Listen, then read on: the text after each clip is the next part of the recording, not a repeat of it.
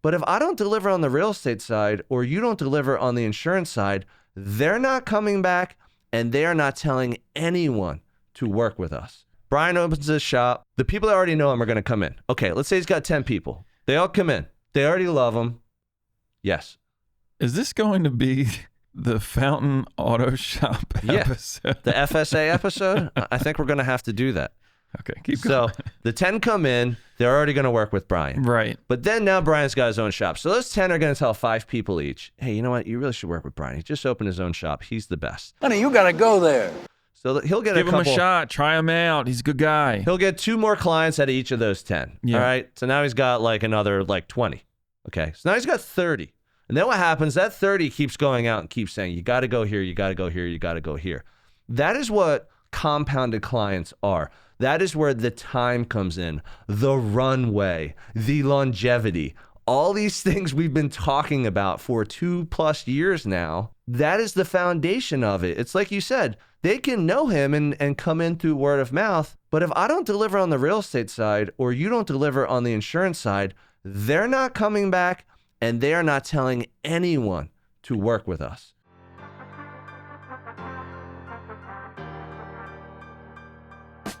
Welcome to the podcast dedicated to real estate, insurance, and building your business.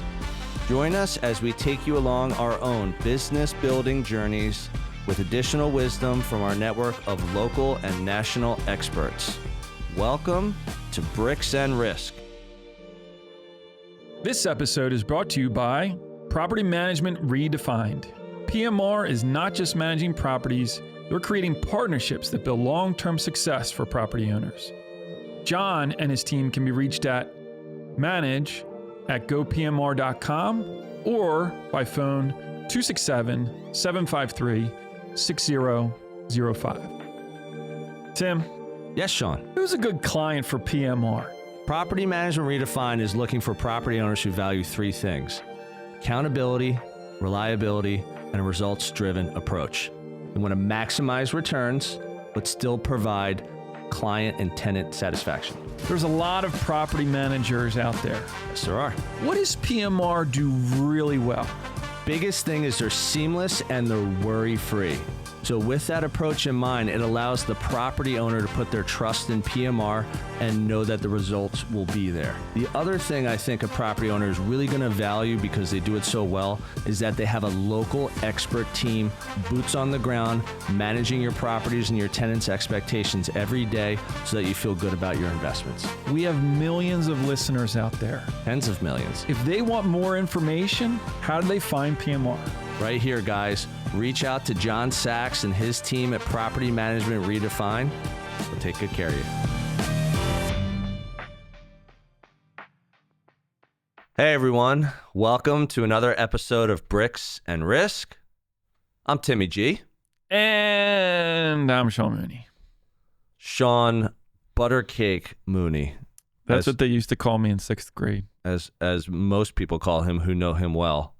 No, that was a joke, actually. But we were just talking about Buttercake, which is a staple in Philadelphia. We were talking about how your wife, Katie Mack, shout out to Katie Mack, we were all going to the same party, and she showed up with a Buttercake from Danish Bakers, Huntington Pike, Rockledge, Pennsylvania. Yep. Killer Buttercake, if you've never had it before. Foley is somehow related to them. Oh, really? I think Mrs. Foley used to work there, like odds and ends. Same family that's like owned it? Yeah, for like 100 years. Oh, it's awesome. Cool. All right, what are we getting into today? We're jumping in and talking about teams and how teams kind of build your business and how your business is really dependent upon not only your primary teams, but also your secondary ancillary teams. Yep. That you have as your like business professional networks and how they can help you grow. And we're doing this one a little different today. Normally, we got a couple of bullets, got a few notes up there. We have 0 today. So I'm just filling you in at the beginning how we're rolling with some of our episodes today. We're batch filming right now. The tendency would be, why it's ironic is it's because you, Mr. bullet point, Mr. Correct. Top 3, Mr. Outline, Correct. Mr. Excel spreadsheet. Mr. Too Organized. Where it's like, oh, let's just pick a topic. So here we are. Yeah, and I think too, it's like we're a little tired. We just finished Christmas. We're about to head into New Year's. We just crushed it in Atlantic City a couple weeks ago. Like we have been going. You just moved. You're about to move your business into a banging office. Like there's enough going on in life right now. So I figured, no bullets today. Let's just shoot the shit, as they say. No bullets. Here we go. All right. So if we're going to talk about team and why teams matter, let's start with our immediate teams. Yep. So at your insurance brokerage, Yep. you have employees. Yep. Okay. So why don't you share a little bit on how your office is set up and who your team is at your office? Yeah. So right now it's Trudy who really steers the ship. She is in She charge. helps tie your shoes. I mean, just about. Yeah. So she really is the engine that makes all of our back office work. She's in charge of that and makes sure everything gets done. Okay. Kind of soup to nuts. Like an operations, an office manager, operations person, whatever you want to call it. Yeah. 5,000 ways you can name that position. Yep. Okay. And so on top of that, we just brought in a VA who is doing a lot of the so before we had this new person, Rick, in our office. I don't know if I've ever met Rick. You probably wouldn't meet him unless you met him virtually. I've never met him. Does he go by Ricky? No, his name is something else shortened to Rick. Like not. All right, keep going. So she was doing it all. Yeah. And then it just kind of got to a point where we're like, we need more. So then we brought Rick in, and he's doing a lot of the follow-ups, a lot of the service work, and then she kind of manages the weekly, daily office operations, and then is overseeing him as well. Okay. And then who else? And then Pat. Pat is our dedicated salesperson, and he kind of is responsible for all sales, all new business. So Pat does sales, but you also do sales still, technically, right? Yeah. We'll call it, managing relationships. Yeah. Okay. What would differentiate, like, what's something that Pat would do versus something you would do? Or is it just kind of like divide and conquer kind of thing? It's like, you do this, I do that. Not like really like putting them in buckets. Yeah. So any of the commercial stuff that comes in is me. Pat doesn't do any of that. So commercials like business insurance. Yep. Okay. That sort of thing. So he wouldn't do any of that. That's all me.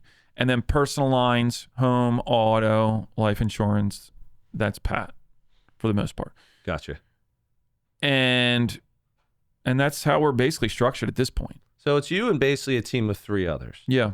Okay. And then with having a team of 3 others, you're even in a spot right now where you might be looking for more people. Yeah. When we move into the new office, my hope is that we can get an additional person to bring in just to kind of spread it around a little more. Spread like almost like another rep, let's call it. Yeah. So I think that in having that person, it would be, my hope would be a licensed person.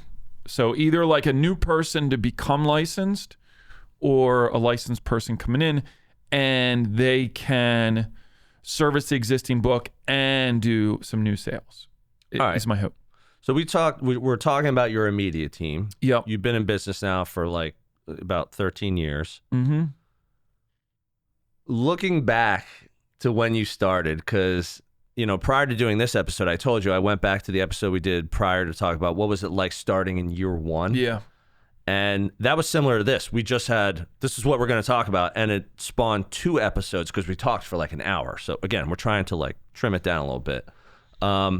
But looking back 13 years in, having that team of 3, and now looking to even like pick up another team member or team members in the future, like, how does it feel to like look back and see like where you were with the half desk and the bagged lunch and not wanting people to come look at your office space. I'll meet you in the conference room, to like you're about to move into a new space in Ambler. Check them out. And you're growing. Like, how does that feel? Yeah. So I think it's good.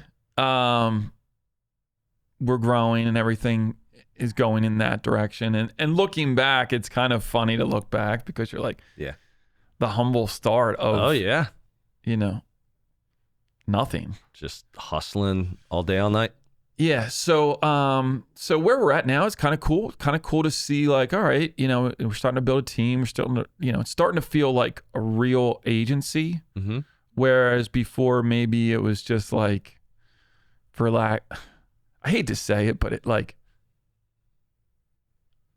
I don't know, not as developed. Look, I know you're humble. From the outside looking in, I'll tell you, you've looked like you've had a very successful insurance business / company for years. Yeah. I mean, I get that. You do. Like, yeah. you help out a lot of people that we both know. Yeah. And you're constantly growing. And obviously now you're signing autographs on the street. Right. It's like people are like, was that Mooney? Yeah. I recognize that outfit anywhere. Was that Mooney, Moonee? Was that the Doc King that just walked by? Because if it was, I better get some paper and a pencil out of this local business. That's the person on the outside looking in, right? Like, oh my gosh, he's an Ambler. He's got the office, Yeah. But there's been a lot of struggle, a lot of steps to get to where we're at now. Yep. It certainly always are. It certainly hasn't been easy, and there's challenges every day, that we deal with. So I guess that's the story of any business where someone just automatically assumes, they got it going on and everything's humming along and doing great. Yep. Perception versus reality. Yeah. You wake up and you're like, the whole world's falling apart. Exactly. Every day. Exactly. But again, too, is getting in a new space, having more employees. It's there's a burden with that, and that's the challenging part for me, is just making sure that our team members are happy, our team members are where they need to be, and trying to get the agency to where we want to be. Okay, cool. I'd say for my team, so the Tim Garrity team, we're a small, nimble real estate team, does residential real estate in and around Philadelphia.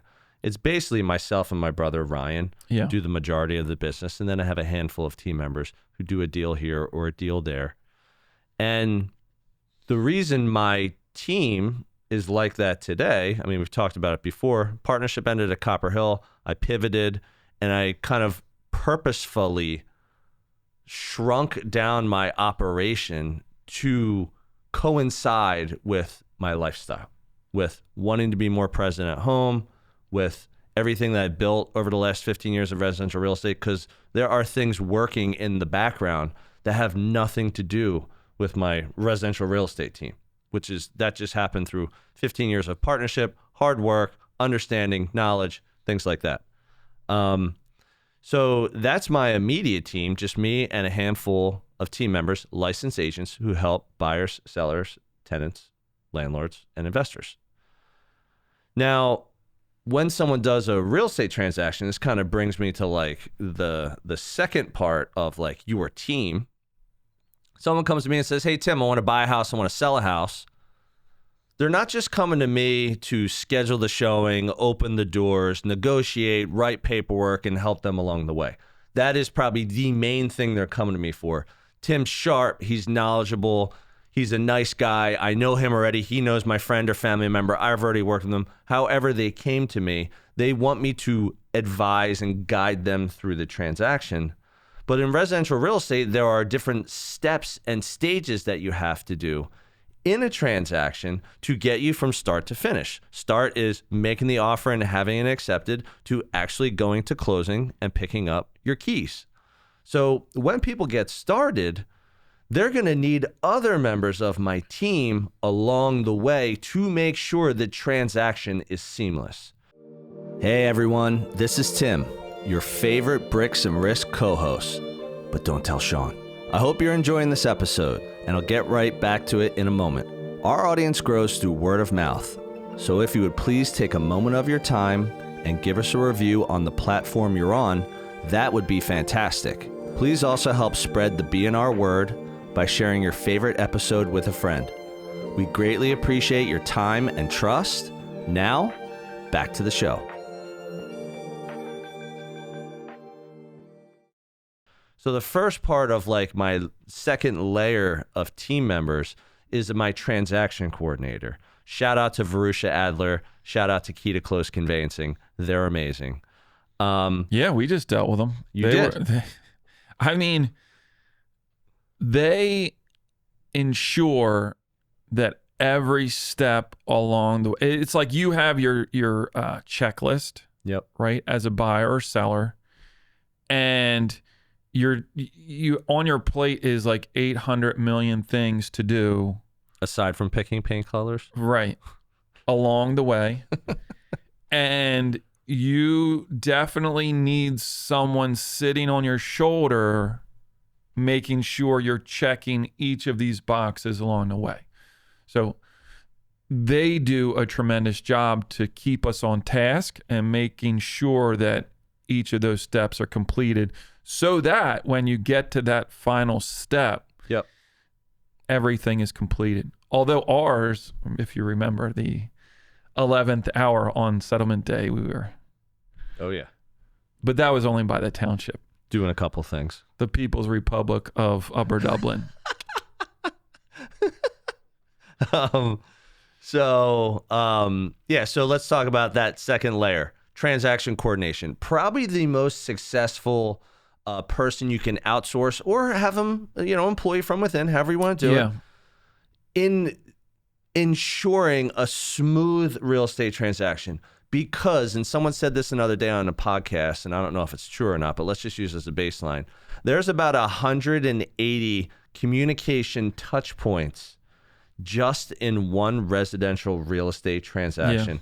Yeah. And you just went through this, so I'm sure you would agree with that. Take the over. Yeah.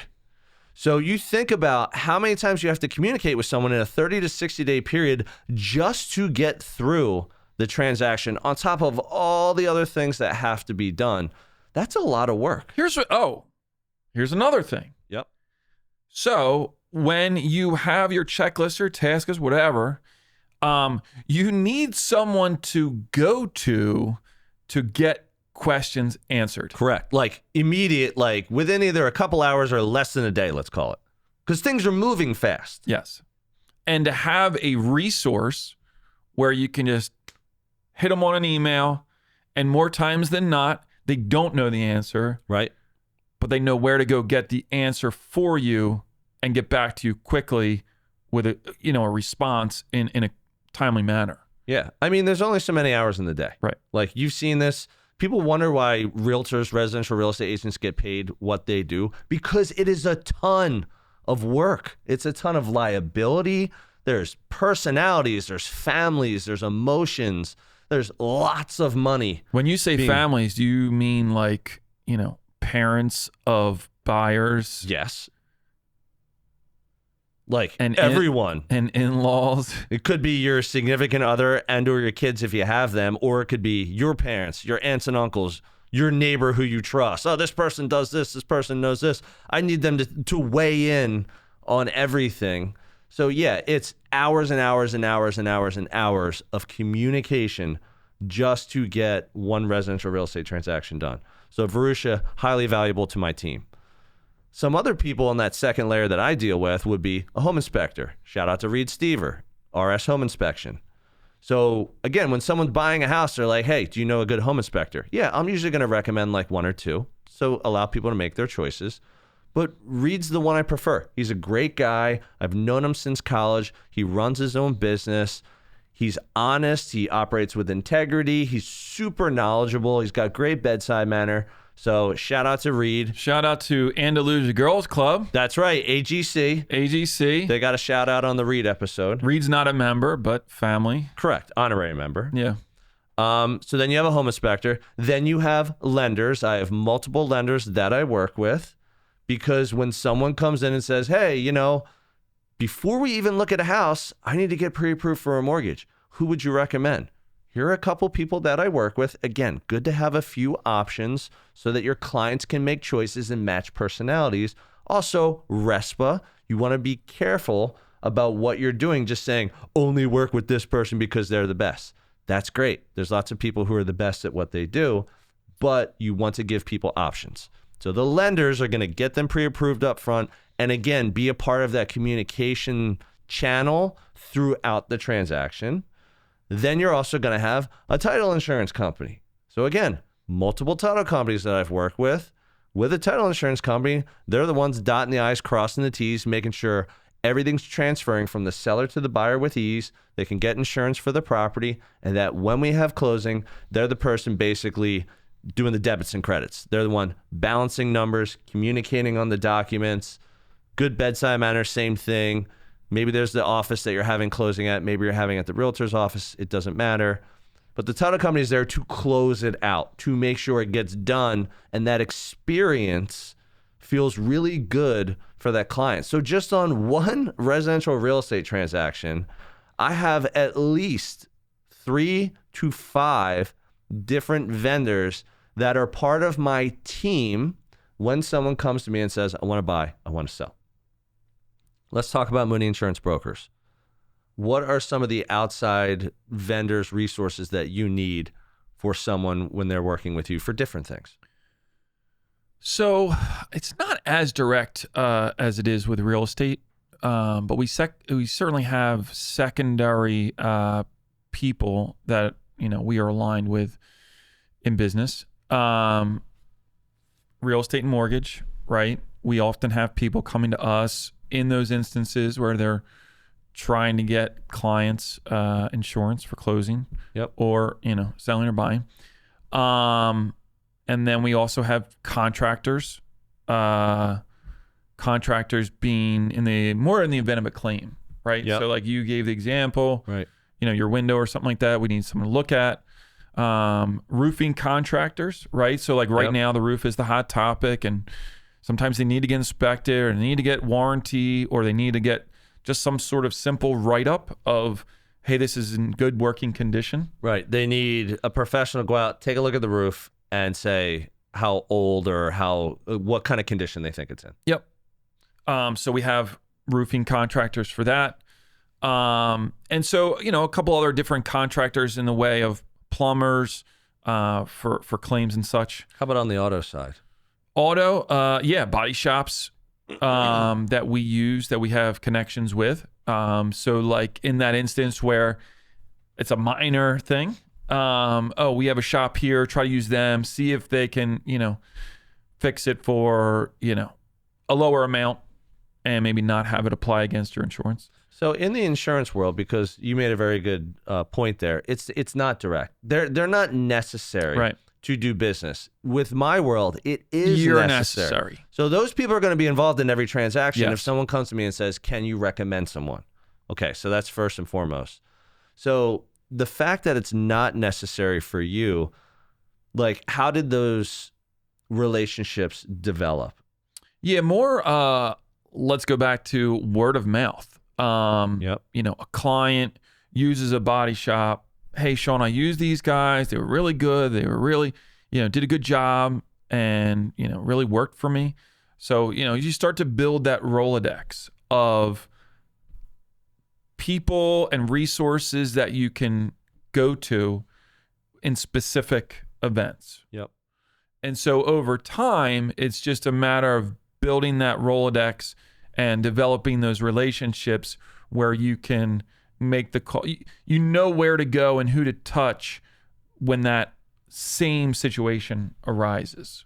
When you go to Spirit Halloween and just randomly go in there and get inspo for like a Halloween costume, and there's all this weird stuff, like a hot dog, or like, I was like, an alien was like carrying me, and I had like fake legs in front of me. That's what I wore this year, and it was a big hit. It's got like the fan in it and the whole thing. Mm-hmm.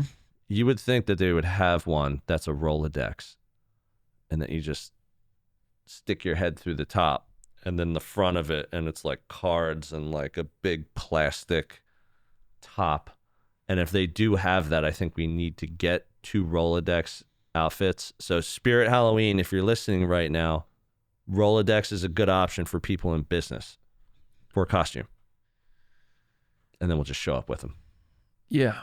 So like we were talking before the episode, it's developing the relationships and having the ability to go to those people who you trust to refer your clients to when they need that specific help.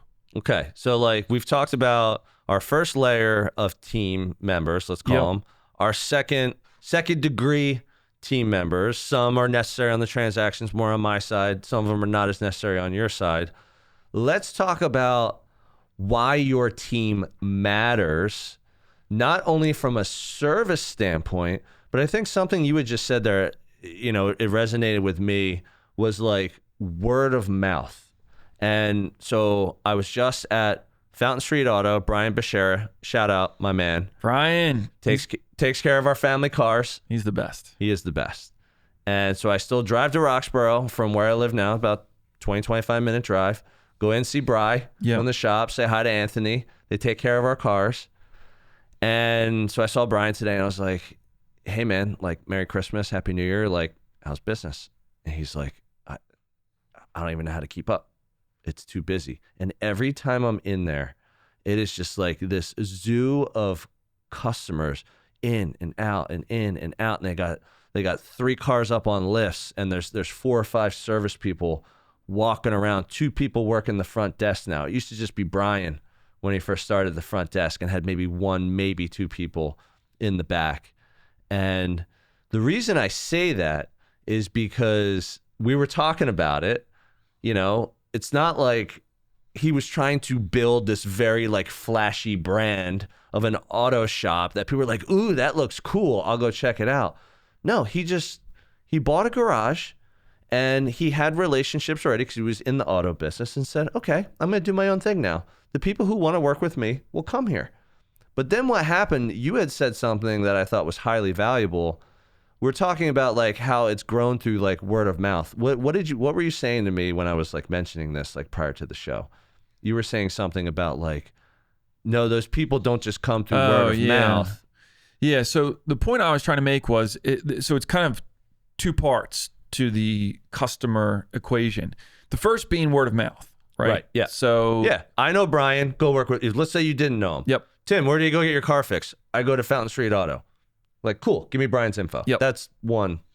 Well, so that's the front side of the equation. The back side is that, you know, once they get in the door, that you have to deliver for that client. Correct. You know, it's one thing to get them in the door. It's another thing for them to become a repeat customer. To be wowed. Yeah. And so doing a good job, making the proper recommendations, having a friendly way about yourself, all of that on the back end is what's going to convert that prospect client or prospect into a return client. Do you know what it is? It's kind of like, and I highly dislike this about the residential real estate industry, where it's like you listen to these podcasts, which I listen to tons, you watch shows, you listen to people, you know, speak at a conference, you know, a training, whatever it is. And all these people are talking about are like, you have to have this tool. You have to make sure your numbers are here. You need your hourly rate. I'm not saying that's not valuable. All that stuff matters when you run a business.